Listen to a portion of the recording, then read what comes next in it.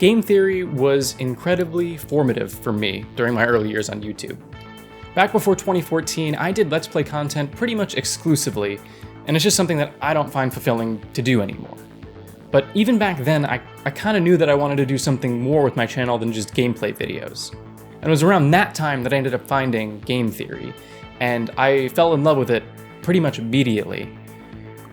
I loved it so much so that I even tried to imitate it, and my oldest series and probably my most successful series on YouTube you can still find and is very heavily based on game theory. In fact, this video is probably my most popular. It's a video about the Gary's Eradicate myth. You might have even come across it somehow. Actually, you might have even heard of me without coming across me before, because this video that I did about Gary's Eradicate actually inspired this video from Game Theory, where MatPat actually gave me a shout out in that video. And that's what makes this video so hard for me to do, because I don't watch Game Theory anymore. Let's talk about why.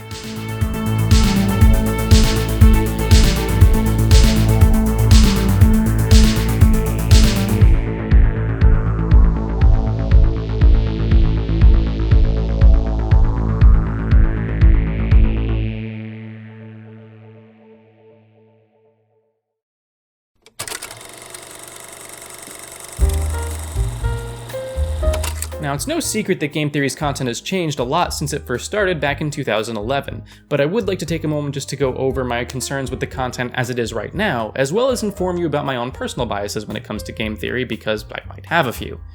So, I first found Game Theory back when I was in high school through their Zelda theories, and as I said before, I was already doing Let's Plays, but I wanted to start branching out into more produced content, and so when I wanted to do that, I just pretty much straight up copied Game Theory with my own show. Poke Theory. Please don't go watching any of these videos. They are really, really bad. And this isn't some like reverse psychology kind of thing where I actually want you to go watch them. No, please leave them alone. The only reason I still have them up on my channel is for posterity. They're really, really bad videos. But despite their low quality, this one ended up getting Matt's attention, the aforementioned Gary's Eradicate video. I noticed a detail that disproved the Gary's Eradicate theory, and Matt was very surprised that there was even such a detail, and then 2 years after me mentioning it to him, he did his own video on the subject where he gave me a shout out. And after that shout out, I gained 1,000 subscribers in a single day. It was quite the day, and I think in total I gained about 1,500 subscribers when everything was all said and done, so I just wanted to inform you guys of that just in case you're worried I might have some kind of conflict of interest when it comes to Matt. I don't think I do, I'm not planning on pulling my punches, but I figured I'd inform you about this nonetheless. That said, I want to take a second just to make clear that I don't have any personal issues with MatPat himself. My issues lie solely with game theory, the content, what it's become, and its effects on the general media sphere as a whole. Because with now 22 million followers across both game and film theory, I don't think you can argue that it's just a niche video subset anymore. And honestly, I don't know what food theory is, and hopefully I will remain ignorant of that until the end of time. My main issue with Game Theory today is the flagrant and unapologetic self-importance the show seems to boast in every single episode it does now. The initial appeal of the show for me was that it was just some random guy on the internet overanalyzing video games, coming to outlandish conclusions based on the info he found, you know? Just meaningless fun. Like, take a look at some of the earliest episodes the show put out, like, can Dig Dug Pop a Human? Do a barrel roll? Best boobs in gaming? You know, just meaningless fun. And some clickbait. You know, there are episodes like, how fast can Sonic the Hedgehog go? You know, overanalyzing video games is fun. Meaningless fun.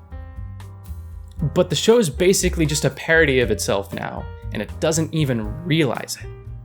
I think the difference between Game Theory today and Game Theory of the past can be summed up as the difference between self-contained fun and self-aggrandizing puffery.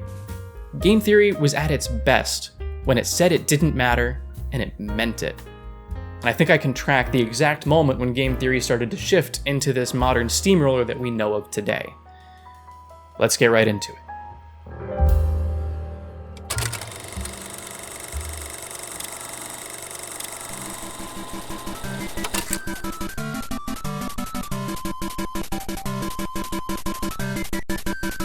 That's right, Weboverse. Inspired by fellow gaming series extra credits, found here, we have created Game Theory, gaming's tangential learning experience.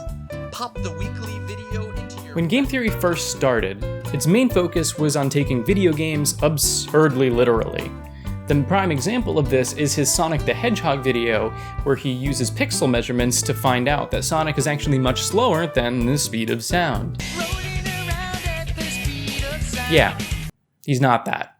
In fact, based on pixel measurements, he actually is slower than even Mario, depending on scale, you know. Might be wrong, but still, it's just fun. Other examples of videos like this include when he tries to pick at the subtext of Majora's Mask, when he tries to figure out how much Minecraft's diamond armor is worth, when he tries to figure out, I don't know, how deadly a bullet bill actually is in real life. You kind of get the idea. The thing that all of these videos have in common, I think, is something that you could call them being self-contained. Now, what I mean by being self-contained is that they only matter in the context of watching the video. Once you leave the video, once you leave YouTube, your enjoyment of whatever game he was talking about likely won't be affected by that experience. You know, I'm not gonna go ahead and get mad at Sonic because he's not as fast as this guy singing this butt rock song told me. You know, only somebody really specifically weird would get mad about that. Largely, the information learned from MatPat's videos don't matter once you stop watching them. And that's okay. You know, mainly because it's just really fun to impose real-world logic onto video games. But it's just okay for entertainment to just be entertainment. This was back when Game Theory was aware that it was just meaningless entertainment. This is back when it said, it's just a theory, and it meant it. So many great videos were made during this era of the show. My personal favorite video from Game Theory at this time was the aforementioned joint interpretation of Majora's Mask that MatPat did with Peanut Butter Gamer. It's still a really good watch to this day, and I highly recommend it to anybody who's seen it before, or especially to anybody who hasn't seen it. For anybody who does want to go back and take a quick watch of that, I am going to go ahead and leave that video in the description. I highly recommend you check it out. Oh, and while you're down there, you might as well click both the like and subscribe buttons, you know, since they're both just like right there. Thank you for doing that. You rock. You're the best. Anyway, back to what we were talking about. The information learned from a Game Theory video only matters in the context of a Game Theory video. That's what I mean by concepts that are self-contained. But something changed for Game Theory in 2014, when possibly the biggest phenomena of the last decade, other than maybe Fortnite, hit the internet. In the quiet summer of 2014, a little indie horror game hit the Steam shelves. It was a game where you couldn't move. You had to survive 1 week of night shifts alone in a Chuck E. Cheese knockoff, with no one there for company except some random guy leaving you telephone messages. That's right, I'm talking about none other than the behemoth that is Five Nights at Freddy's.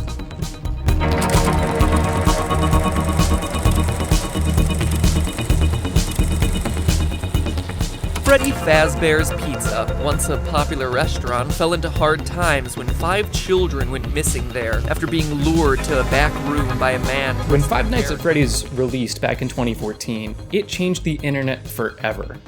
Already popular YouTubers like Markiplier tripled or even quadrupled their already massive subscriber bases as the game overtook the World Wide Web. And of course, Game Theory wasn't immune to its all-encompassing grasp. It started innocently enough.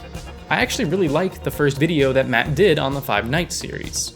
He drew similarities between the game's story and an actual real event that occurred at a real Chuck E. Cheese, where 5 employees of the Chuck E. Cheese were murdered one night. And in drawing these similarities, he actually uncovered the backstory that the whole Five Nights game was built upon. The backstory being that 5 children were killed and then stuffed into animatronic suits, which they now haunt. And at night, these animatronic suits start walking around the whole place trying to find somebody new to kill and stuff in another animatronic suit. Creepy stuff. Now, you don't need to know any of that. to enjoy the game. You likely won't find any of that out simply by playing the game either, as it's not directly told to you. It's merely referenced a little bit by phone guy who's leaving you the messages. The rest you have to piece together yourself through the changing backgrounds and random events that might randomly happen to you. You know, it's not necessary to enjoy the story, but it's there, and it works. And you know, thinking back on it, I really understand why Five Nights at Freddy's took everyone by storm, Yeah, the gameplay did get old after a little while, but at the time it was fresh, new, and interesting. But anyway, the video was pretty innocuous at the time. It was just Matt doing his regular old game theory thing, where he overanalyzed the video game to come to a conclusion that likely won't affect your enjoyment of the regular game anyway. But then, something weird happened. Something that hadn't really happened to Matt before. Scott watched Game Theory. No, I was wrong in calling this the Bite of 87. I'm man enough to admit my mistakes. Hey, it's why they're called theories after all, right? Anyway, in this case, Scott was sure to let me know my error in his first comment on any of my videos on the franchise to my knowledge, which was really exciting, but it did leave me wondering, should I feel honored or trolled? In case you're unaware, Scott Cawthon is the creator and mastermind behind the Five Nights at Freddy's series, and he was clearly an active watcher of Game Theory at the time, at least as far as the Five Nights videos were concerned. And this became an issue because he started to tell his overly complex story in an overly complex way, to the point where you don't play a Five Nights at Freddy's game to play the Five Nights at Freddy's game, you do it to learn the lore. But you don't learn the lore by playing the Five Nights at Freddy's game, you learn the lore by watching Game Theory. Game Theory had become the centerpiece in a conversation between Matthew Patrick, a guy whose job for the last few years had been picking apart video games on the internet for everyone's entertainment, and Scott Cawthon, the guy who is now making the games that MatPat was picking apart. And it wasn't long before Matt took notice. Scott confirmed the bulk of my FNAF 2 theory. This would be a strange move for him to go out of his way to say that a chain of events was correct. Because he knew Scott would be watching, his goal was to find every single last secret, solve every single tiny puzzle, in an attempt to guess an ending to a story that likely didn't ever have one in the first place.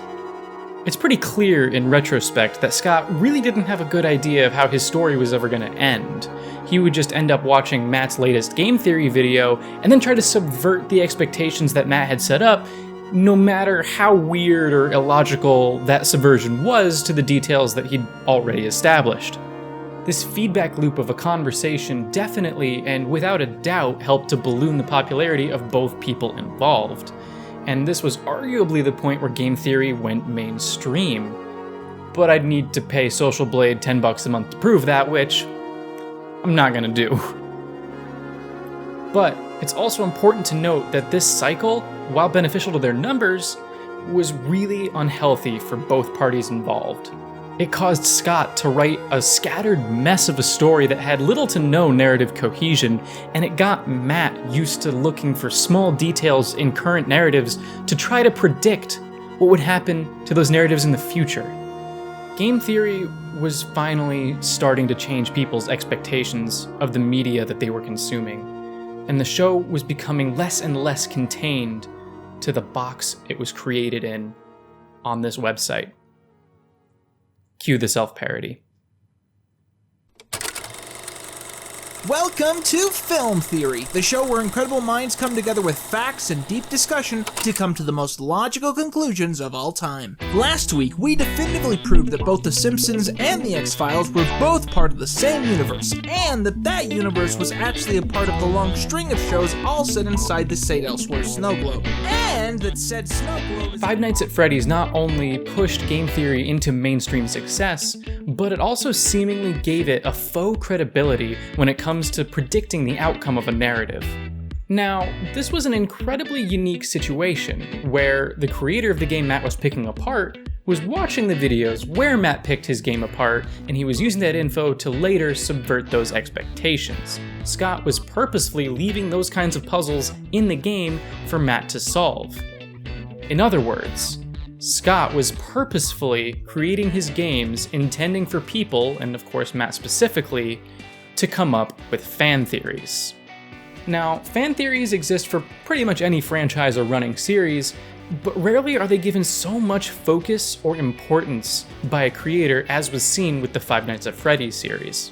While any franchise, like the Star Wars franchise for example, certainly sets up events and details to be knocked down later, absolutely nothing is guaranteed. That's why when you go in with very specific expectations, you'll often leave the experience incredibly disappointed. You often learn that it's best to go in with vague expectations of quality rather than very specific expectations of events. You know, expect a narrative arc to close coherently and satisfyingly. Don't expect a very specific chain of events to close it. Take Avatar: The Last Airbender, for example. You would expect the show to resolve the conflict between Aang and the Fire Lord. What you wouldn't expect is the very specific event that Aang uses, say the weird water monster creature that he uses at the end of Season 1 to drown everybody in the Fire Nation and kill everybody. Start having expectations of quality instead of specific expectations of events, and I can guarantee you that you will begin to enjoy every piece of media you consume much, much more. If you go into an experience like that with very specific expectations, there's a high likelihood that you're going to leave that experience being disappointed and very, very frustrated. And now I'd like to make clear real quick that I am not blaming this entire phenomenon on Matt and game theory. That's just not true. Matt was not and is not the only person doing this kind of thing and perpetuating this kind of thing. But he is the biggest. And you can't argue that his influence had grown a lot by the time 2015 rolled around. Matt's videos, while definitely still focused on overanalyzing pieces of media, had become less about the fun of how weird it was that that lady from Mortal Kombat or whatever had a scream that could explode people's heads, and more about trying to be relevant outside of the box it existed in on this website. The Game Theory brand was no longer self-contained, and your enjoyment or expectations of the media you consume were likely to be affected because of the things that Matt was saying.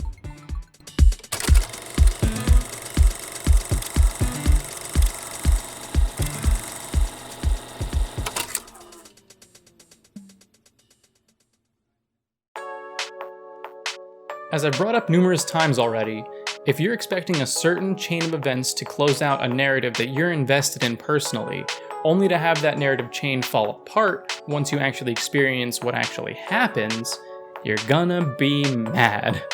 And that's not a good thing. And the reason this is such a big deal in the first place is because a majority of people experiencing these narratives are mostly illiterate when it comes to the languages of creative writing, filmmaking, game design, etc. People who get really invested in fan theories don't much care how satisfying the story they experience is if the story they experience takes a different road than they were expecting it to. And I really hope I don't have to keep explaining why that's such a bad thing. Now, I'm aware that a not insignificant chunk of this video is dedicated to expectations for your media, and I want to be perfectly clear here. Expectations are absolutely fine.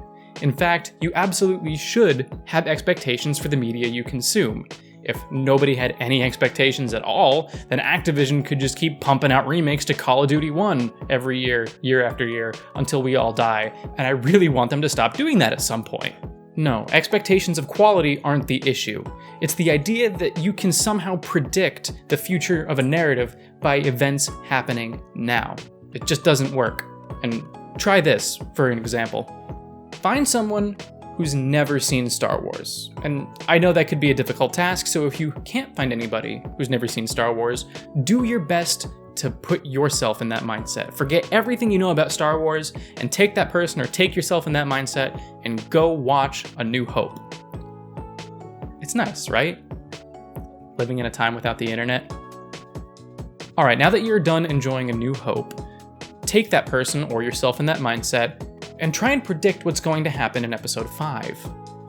I'm willing to bet you're gonna get a lot of different answers, but I don't think anybody is going to be able to reliably guess that Darth Vader is Luke's father. But my point with this experiment is that it's impossible to predict what happens in episode 5 based solely on the events that happen in episode 4. You just can't do it. To put it bluntly, as long as you don't take fan theories too seriously, you should be fine. Have real, thoughtful critiques and expectations for the media you consume. And if in your free time you want to try to figure out what might happen next, then go for it. More power to you.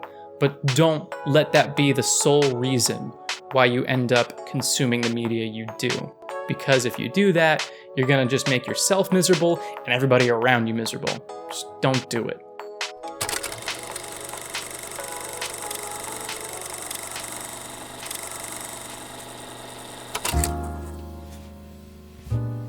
There are games that are meant to get you thinking about their many secrets and hidden mysteries.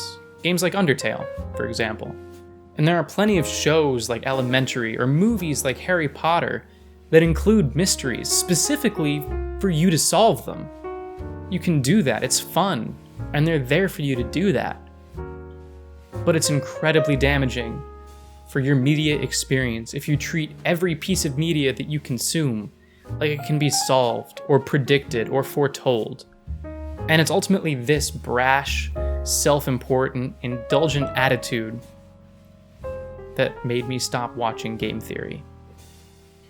Looking back, there was actually a warning from Game Theory themselves about this very thing happening. Once again, I'm going to go ahead and link that video in the description because I do truly believe it's probably their best video or among their best. And it's called Mario is Communist? In it, Matt goes down a whole laundry list of items and details trying to prove that Mario is actually a secret communist propaganda tool, spreading a pro-communist agenda to innocent American children through Mario games. And some of what he says is actually pretty convincing. If you're a kid that's watching the video, that video shows pretty clearly the harm that theorizing can do when taken much too seriously and pushed way too far. Now, I do realize that this video is mainly about a meaningless YouTube channel that boasts more self-importance than it actually has, or at least in my opinion, so I just want to be aware of what I'm doing, and I don't want to make the same mistakes as MatPat and take this whole thing far too seriously. I'd like to speak directly to Matt now, if you're watching. Matt, I don't honestly expect this video to get you to change your content. One, partly because you're very clearly successful doing what you do, far more successful than I ever will be. But I do hope that this video gets you to re-examine how you at least present your content to your audience. What you're doing right now with your content is kind of the equivalent of a person of authority, let's say a parent or a brother or a teacher, going on a 15-minute rant about how carrots are the worst thing that's ever existed, ever, and how you gotta learn to keep those stupid, gross carrots out of your mouth. But then at the very last second of that 15-minute rant, you then say, but remember, carrots are good for you. Nobody's gonna take that last part seriously because you just spent the last 15 minutes saying the exact opposite thing. I think it's important for you to just take a step back for a moment and take a few deep breaths. And remember, this is all just for entertainment. In fact, I think I know somebody who said this a lot better and a lot more succinctly than I have in this video. I think it went a little something like, but hey, that's just a theory. A game theory. Thanks for watching.